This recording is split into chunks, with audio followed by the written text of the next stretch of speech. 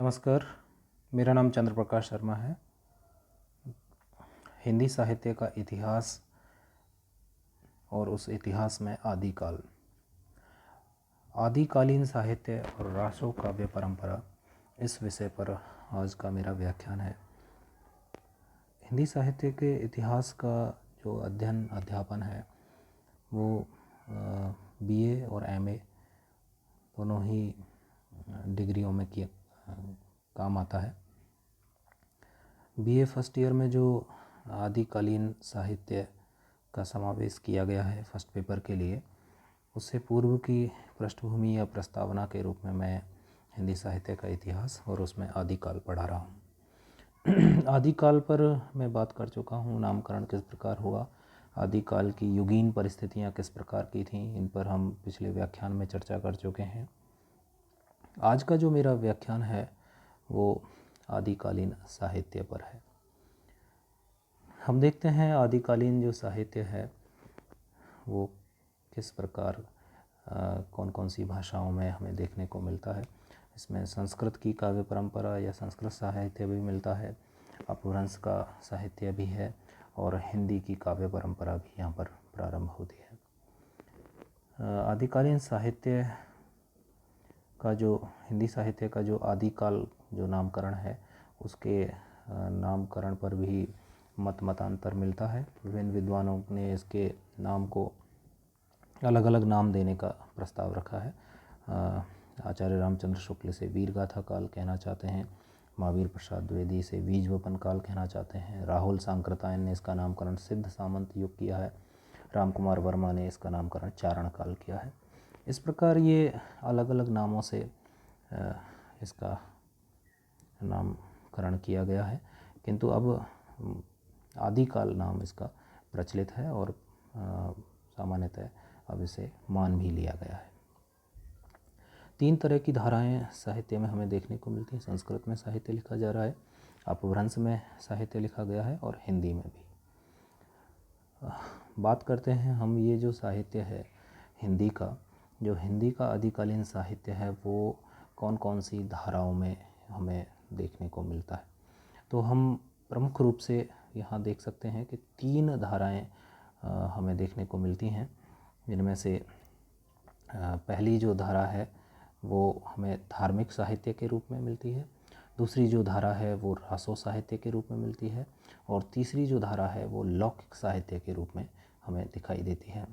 तो आदिकालीन साहित्य की तीन धाराएं हमें इस समय यहाँ दिखती हैं। धार्मिक साहित्य में अगर हम जाएं तो तीन प्रकार का धार्मिक साहित्य हमें देखने को मिलता है इस काल में: सिद्ध साहित्य, नाथ साहित्य और जैन साहित्य। आचार्य रामचंद्र शुक्ल इसे धार्मिक साहित्य कहकर इसे हिंदी साहित्य में स्थान नहीं देना चाहते, किंतु यह आदिकालीन परिवेश को और उस हिंदी की साहित्यिक परंपरा को जोड़े रखने के लिए आवश्यक जान पड़ता है, क्योंकि बहुत सारे सिद्ध हुए हैं जिन्होंने हिंदी में भी रचनाएं लिखी हैं और नाथों की जो बानियाँ हैं वो भी गोरखनाथ के यहाँ देखने को मिलती हैं। भले ही वह धार्मिक साहित्य हो, किंतु हिंदी साहित्य का प्रारंभिक साहित्य भी वह कहलाता है। दूसरी जो धारा हमें देखने को मिलती है वो है रासो साहित्य। हिंदी का आदिकाल का विशुद्ध हिंदी साहित्य हम इसे कह सकते हैं। इसमें रासो ग्रंथों की प्रमुखता है। तो ये कुछ रासो ग्रंथ हमें यहाँ दिखते हैं, जिसमें से सबसे पहला है खुमान रासो, दूसरा है परमाल रासो, तीसरा हमीर रासो, चौथा विजयपाल रासो, छठा बिशलदेव रासो और पांचवा बिशलदेव रासो और छठा पृथ्वीराज रासो। इस प्रकार 6 रासो ग्रंथ हैं जो एक अलग धारा हिंदी साहित्य की हमें रासो साहित्य के रूप में आदिकाल में दिखाते हैं।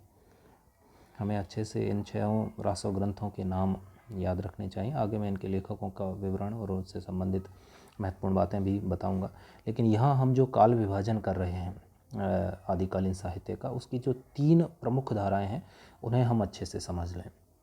धार्मिक साहित्य जो सिद्ध, नाथ और जैन लिख रहे हैं उसे धार्मिक साहित्य कहा गया। क्योंकि इसमें धर्म की बातों की प्रधानता अधिक है, इसलिए इसे धार्मिक साहित्य की कोटि में रखा गया है। रासो साहित्य, जिसे मैं अभी जैसा बता रहा था हिंदी का विशुद्ध साहित्य हम कह रहे हैं, ये 6 रचनाएं हमें देखने को मिलती हैं। खुमान रासो, परमाल रासो, हमीर रासो, विजयपाल रासो, बीसलदेव रासो और पृथ्वीराज रासो। इनमें से कुछ रचनाएं प्राप्त नहीं होती हैं, पर इस पर हम आगे विचार करेंगे। तीसरी जो धारा है वो है लौकिक साहित्य। लौकिक साहित्य राज्याश्रित नहीं था और इसे जैसे रासो साहित्य को चारण कवियों ने लिखा है, वैसा लौकिक साहित्य के साथ नहीं है। यहाँ सामान्य कोई भी कवि विशेष जो प्रतिभा संपन्न हुआ उसके द्वारा ये साहित्य लिखा गया। ढोला मारूरा दूहा इस प्रकार का लौकिक साहित्य है जो पश्चिमी राजस्थान में गेय रूप में, गीति काव्य के रूप में मिलता है। बसंत विलास एक रचना है। खुसरो का काव्य जो हिंदी की खड़ी बोली का प्रसिद्ध काव्य माना जाता है। विद्यापति की पदावली, ये भी लौकिक भाषा में मैथिली और हिंदी का मिश्रित रूप पदावली में मिलता है। वर्ण रत्नाकर और उक्ति व्यक्ति प्रकरण, ये जो रचनाएं हैं ये लौकिक साहित्य की श्रेणी में आती हैं। तो आदिकाल का जो समय हमने निर्धारित किया था 1000 से 1350 ईस्वी तक, उस कालखंड में ये प्रमुख रचनाएं हमें, इस प्रकार का साहित्य हमें देखने को मिलता है। धार्मिक साहित्य में सिद्धों की रचनाएं हैं। नाथ साहित्य में गोरखनाथ की वाणियाँ, मत्स्येंद्र नाथ की वाणियाँ हैं। जैन साहित्य विपुल मात्रा में रचा गया, लेकिन प्रमुखता उसमें जैन धर्म के उपदेशों की रही, इसलिए इस वर्ग को हम धार्मिक साहित्य कहते हैं। रासो साहित्य के 6 ग्रंथ हमारे समक्ष हैं, इन 6 की रचना हुई। लौकिक साहित्य में ढोला मारूरा दूहा, बसंत विलास, खुसरो का काव्य, विद्यापति की पदावली, वर्ण रत्नाकर, उक्ति व्यक्ति प्रकरण, हमें ये रचनाएं देखने को मिलती हैं। बात आती है बौद्ध साहित्य की। भले ही यह धार्मिक साहित्य हो, पर हिंदी की काव्य धारा को ये प्रभावित करता है, इसलिए हम इसकी कुछ महत्वपूर्ण बातों को यहाँ देख लें। बौद्ध धर्म की 2 शाखाएं हो गई थी, महायान और हीनयान। 2 प्रकार की शाखाएं हैं बौद्ध धर्म की, जिसे हम यहाँ देख सकते हैं। हीनयान में केवल विरक्त और सन्यासियों को स्थान दिया गया, तो एक तरह से उनकी एक शाखा निश्चित कर दी गई कि वहाँ केवल सन्यासियों को जगह मिलेगी। महायान में व्यावहारिकता का समावेश था, लोक निर्वाण की बातें थी, स्त्रियों को इन्होंने प्रवेश दिया, गृहस्थों को प्रवेश दिया, तंत्र मंत्र यंत्रयान बना, कंचन और कामिनी का योग यहाँ हमें देखने को मिलता है। मठ और विहारों का निर्माण हुआ, यानी कि महायान वह शाखा थी जिसने बौद्ध धर्म की एक अलग प्रकृति को, जो धर्म से थोड़ी अलग थी, जिसमें स्त्रियों को स्थान था, गृहस्थों को स्थान था, उस पर बात की। कामपरक भावनाओं को सैद्धांतिक और दार्शनिक रूप देने के लिए वज्रयान शाखा बनी। तो पंच मकार इनके यहाँ बौद्ध धर्म में विशेष महत्व रखते हैं। मंत्र, मध्य, मैथुन, मास और मुद्रा, ये सहज यान में इनको माना गया और 5 मकार विशेषतापूर्वक यहाँ माने जाते हैं। वज्रयानियों को ही आगे चल करके सिद्ध कहा जाने लगा। राहुल सांकृतायन ने इन सिद्धों की संख्या 84 बताई है और इनकी रचनाओं का भी उन्होंने उल्लेख किया है। इन सिद्धों का समय 7वीं और 8वीं शताब्दी के आसपास माना जाता है। इन्हीं में से एक प्रसिद्ध जो सिद्ध हुए हैं सरहपाद, उनकी जो दोहे हैं, जो दोहा कोश में संकलित किए गए हैं, उन्हें हिंदी का प्रथम कवि और दोहा कोश को रचना माना गया है। ये अपने नाम के पीछे पा शब्द जोड़ते हैं, उपनाम जोड़ते हैं, जैसे कि सरहपा, सबरपा, डोम्बिपा, कंडपा, लुईपा, कुक्कुरीपा, ये इनके नाम हैं। जीवन की सहजता पर इनके यहाँ बल है। गुरु का महिमा मंडन है, पाखंडों की आलोचना है, उनका विरोध है, रहस्यात्मक अनुभूति है, जनभाषा का प्रयोग इनके यहाँ दिखता है, श्रृंगार और शांत रस में इनकी रचनाएं हैं। तो हम मोटे तौर पर देख सकते हैं कि बौद्ध साहित्य किस प्रकार एक धारा को लेकर के चलता है। महायान हीनयान में विभक्त होता है और महायान की शाखा में स्त्रियों को, गृहस्थों को प्रवेश दिया जाता है और आगे चल करके किस प्रकार वज्रयानी 84 सिद्धों के रूप में हमारे सामने आते हैं। अब बात आती है दूसरे धार्मिक साहित्य जिसे हम नाथ साहित्य कहते हैं। नाथ साहित्य में नाथपंथियों का बहुत बड़ा योगदान है और गोरखनाथ इसके प्रमुख नाथ माने गए हैं। सिद्धों में जो विकृतियाँ आईं और वामाचारी हुए, स्त्री गमन की बातें जहाँ ज़्यादा होने लगीं, उनके विरोध स्वरूप नाथ पंथ का उदय हुआ। यहाँ पर कठोर सिद्धि योग को प्रधानता दी गई। आदिनाथ शिव को इसका जनक माना जाता है। मत्स्येंद्र नाथ और गोरखनाथ इस नाथ पंथ के प्रवर्तक माने जाते हैं। 9 नाथों के नाम माने जाते हैं कि नाथों की संख्या 9 रही होगी। उनमें से कुछ नाम यहाँ आदिनाथ, मत्स्येंद्र नाथ, गोरखनाथ, चरपटनाथ और जलंधरनाथ हमारे सामने हैं। इन्होंने भोग का तिरस्कार किया। इंद्रिय संयम, योग साधना, हठ योग पर इनके यहाँ बल मिलता है। नाथ पंथियों का प्रभाव संत साहित्य पर आगे चल करके दिखाई देता है। जैसा कि मैंने कहा, हम इस धार्मिक साहित्य को हिंदी साहित्य से अलग नहीं कर सकते, क्योंकि इस धार्मिक साहित्य का प्रभाव हमें आगे भक्ति काल पर साफ दिखता है। जैसा कि यहाँ है भी, इन नाथ पंथियों से प्रभावित होकर के कबीर की रचनाओं में हठ योग, कुंडलिनी योग, नियम, संयम, माया का तिरस्कार, स्त्री का तिरस्कार, इस पर एक तरह की बातें हमें कबीर में दिखती हैं। चित्त शुद्धि और सदाचार, रूढ़ियों तथा आडंबरों का विरोध, गुरु महिमा, नारी का विरोध, वैराग्य, प्राण साधना, कुंडलिनी जागरण, सोने समाधि, उलटबासियाँ और जनभाषा, ये इनकी प्रसिद्ध प्रमुख विशेषताएं इनके साहित्य की हमें दिखती हैं। बात आती है तीसरे धार्मिक साहित्य की, तो हम देखते हैं जैन साहित्य, जो कि इस समय प्रचुर मात्रा में लिखा गया और मात्रात्मक दृष्टि से विशाल तम साहित्य कह सकते हैं हम इसे। आदिकाल की जितनी भी जो सामग्री उपलब्ध होती है उसमें सबसे अधिक संख्या जैन ग्रंथों की है। जैन धर्म के प्रवर्तक महावीर स्वामी रहे हैं। अहिंसा पर इनका बल रहा है और देव पूजा का इन्होंने विरोध किया। 24 तीर्थंकर हुए हैं और इनकी 2 शाखाएं हमें दिखती हैं, दिगंबर और श्वेतांबर। जैन धर्म के 5 सिद्धांत आज भी बड़े माने जाते हैं: सत्य, अहिंसा, अपरिग्रह, अस्तेय और ब्रह्मचर्य। जनसामान्य तक सदाचार के सिद्धांतों को पहुंचाने के लिए इन्होंने चरित काव्य और कथा काव्य, रास काव्य, उपदेश काव्यों की रचना की। जैन कवियों ने इन चरित काव्यों के माध्यम से विभिन्न कथाओं का, लीलाओं का गान किया और उसे जन जन तक पहुंचाया। जैन साहित्य का सबसे लोकप्रिय रूप रास है, जो कि रासो काव्य से भिन्न है। रास अलग है और रासो अलग है। इसे हम अच्छे से समझ भी लेंगे। आगे के मैं स्लाइड में बताऊंगा भी कि रास और रासो में क्या मूलतः अंतर है। रास एक गेय रूप है, जैसा कि हम ग्रामीण जीवन में सुनते भी हैं, रास लीला। श्री कृष्ण की लीलाओं को रास लीला कहा जाता था। तो गायन के साथ साथ गीति तत्व लिए हुए जो लोक में प्रदर्शित नाटक हुआ करते थे उन्हें रास कहते थे। रामायण और महाभारत के कथानकों और कथानायकों को जैन धर्म की मान्यताओं के अनुरूप ढाल करके ये रास काव्य लिखे गए। जैनियों ने चरित काव्य लिखे और राम वही हैं, दशरथ वही हैं, जनक वही हैं, किंतु उनका जो रूप है उसे जैन धर्म के अनुसार ढाल करके इनका लीला गान किया गया।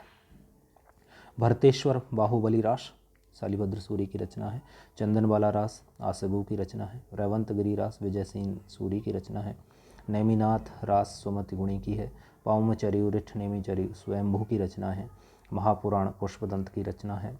भविष्यत कहा धनपाल की रचना है। उपदेश रसायन रास जिनदत्त सूरी की रचना है।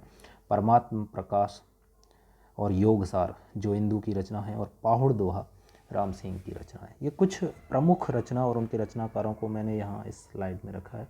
इनमें से कुछ जो रास काव्य हैं उन्हें हमें याद रखना चाहिए। और जब भी जहाँ भी इस तरह का प्रश्न आए कि आदिकालीन धार्मिक साहित्य पर टिप्पणी कीजिए या आदिकालीन बौद्ध, जैन और नाथ साहित्य पर प्रकाश डालिए, तो वहाँ हमें इस तरह का उत्तर देना होगा।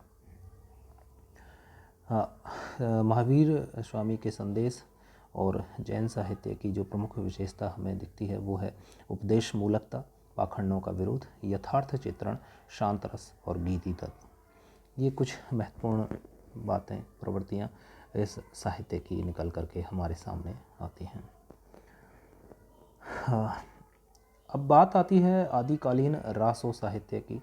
तो आदिकालीन रासो साहित्य पर चलने से पहले मैं यहाँ बात करना चाहूँगा, रासो जो शब्द है उसकी उत्पत्ति किस प्रकार हुई है। अलग अलग विद्वान इस रासो शब्द की अलग अलग शब्दों से उत्पत्ति मानते हैं, संदर्भ भी अलग देते हैं। तो इस पर हम एक बार यहाँ विचार कर लेते हैं। प्रश्न भी आता है अक्सर कि रासो शब्द की व्युत्पत्ति बताते हुए आदिकालीन रासो साहित्य पर लेख लिखिए। तो इस तरह के प्रश्न में हमें पहले रासो शब्द कैसे बना और उसका क्या तात्पर्य है उस पर बात कर लेनी चाहिए।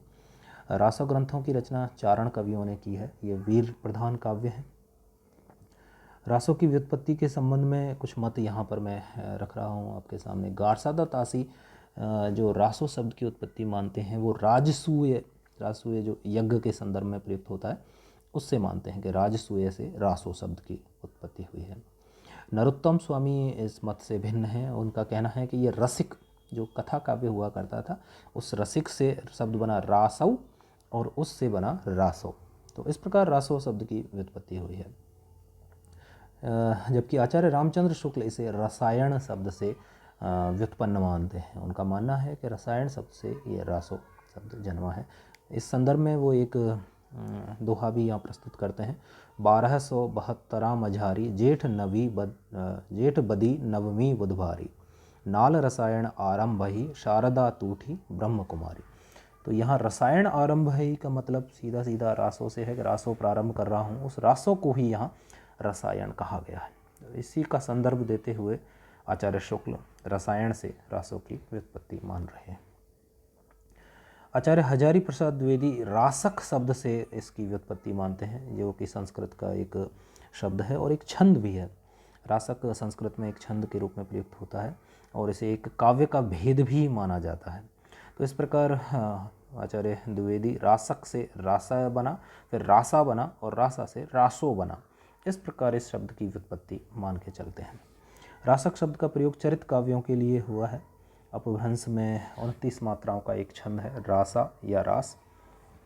प्रारंभ में रास छंद केवल प्रेमपरक रचनाओं के लिए प्रयुक्त होता था। कालांतर में यह वीर रसयुक्त रचनाओं के लिए प्रयुक्त होने लगा और सामान्यतः अब इस मत पर सहमति बन गई है कि आचार्य हजारी प्रसाद द्विवेदी का जो मत है वो अधिक सटीक जान पड़ता है। बात आती है अपनी आदिकालीन ग्रंथों पर। जैसा कि मैंने पहली स्लाइड में ही बताया कि 6 रासो ग्रंथ हमारे सामने आते हैं। इन 6 रासो ग्रंथों पर हम विचार करेंगे। इनमें से एक विशल देव रासो में से रचनाएं हमारे पाठ्यक्रम में सम्मिलित की गई हैं और लोक साहित्य में से ढोला मारूरा दूहा और विद्यापति की पदावली, ये बीए फर्स्ट ईयर के पाठ्यक्रम में सम्मिलित हैं। तो कुल 3 रचनाएं हमारे सामने अब बीए फर्स्ट ईयर के पाठ्यक्रम में काव्य भाग में होंगी। एक है ढोला मारूरा दूहा, दूसरी है विद्यापति पदावली और तीसरी है विशल देव रासो। इन तीनों रचनाओं के व्याख्यात्मक भाग, प्रश्नोत्तर भाग पर हम इस आदिकाल और भक्ति काल का, जैसे ही हिंदी साहित्य के इतिहास का ये हिस्सा कंप्लीट हो जाएगा तो उससे आगे के व्याख्यानों में मैं इन पर बात करूँगा। इससे के तुरंत बाद जो अगला जो मेरा व्याख्यान होगा उसमें मैं हिंदी साहित्य में जो रासो परंपरा है, आदिकालीन जो रासो ग्रंथ हैं उन पर विचार करूँगा। तो आदिकालीन काल के जो प्रमुख रासो ग्रंथ हैं उस पर हम बात करेंगे। आज के लिए इतना ही, धन्यवाद।